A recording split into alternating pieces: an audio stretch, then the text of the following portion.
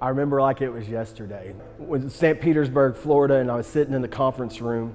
And at the time, I'd been through all the days of meetings and listening to these franchise owners whose business was resurrected from going through a terrible time with the recession and things like that and turning their business around. And at that same time, my business was doing great. But I was never getting to the point that I wanted to get to. But I also felt, since I was in Oklahoma, the individuals weren't noticing me. And so I decided to write a letter to myself. And that letter, I told myself that you're being disrespected and they're not recognizing you. And you get back, it's time to get to work. And that's what I did. In 2013, I was still just hitting this limit. I couldn't get past this number.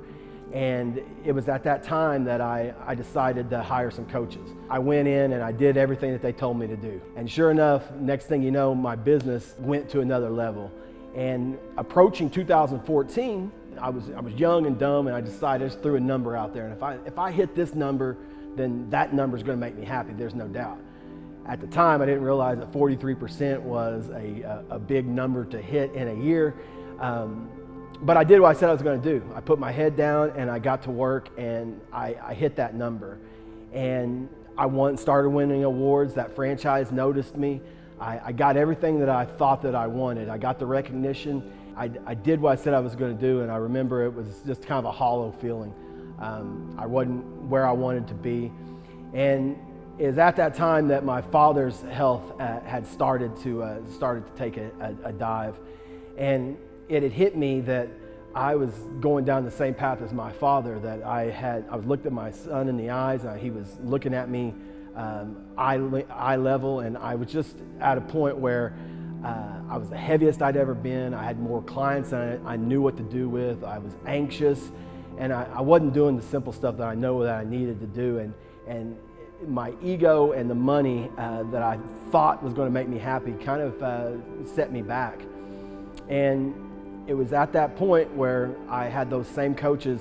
They had been going through a change, and I'd noticed some changes in them, and they were talking more about family, and they were talking more about faith. And then I started realizing that, these individuals are saying something that I need to listen to a little bit more. And so they offered me a week's event in San Diego, California. I left that event with my eyes wide open. How much of a hypocrite I was, how much I was telling others what they needed to be doing, and then not doing myself.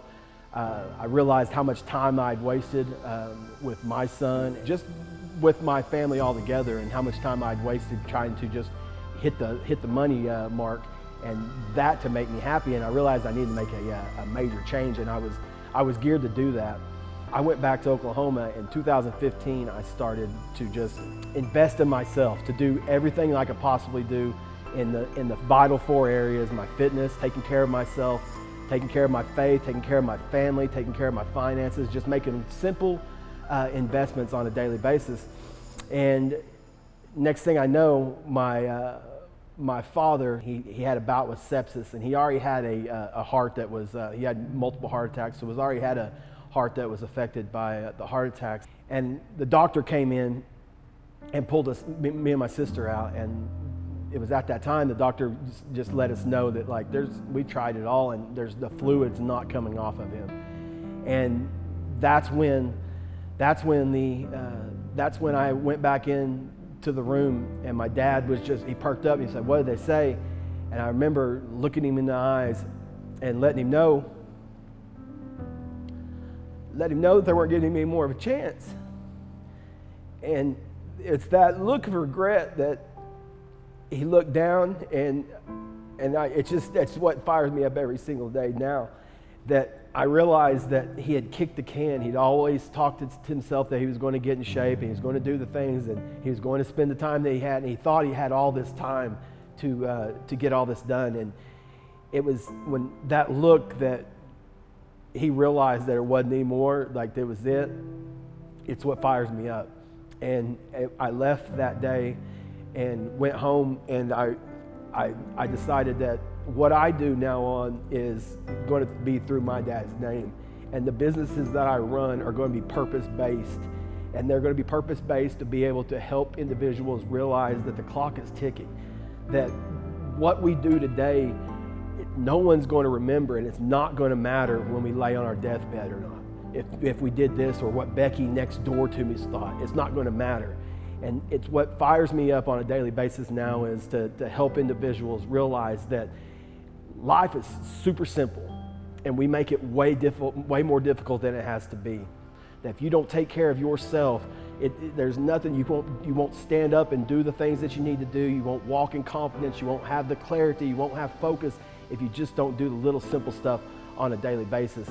And so it's my mission, it's my purpose through my Father's name to wake individuals up and to help them realize that you can just start with this stuff. Let's take all the overwhelm out, and let's just start with the first thing that we can do, and that's taking care of you first thing in the morning, and that's taking care of you and getting clear on what it is that you really, really want.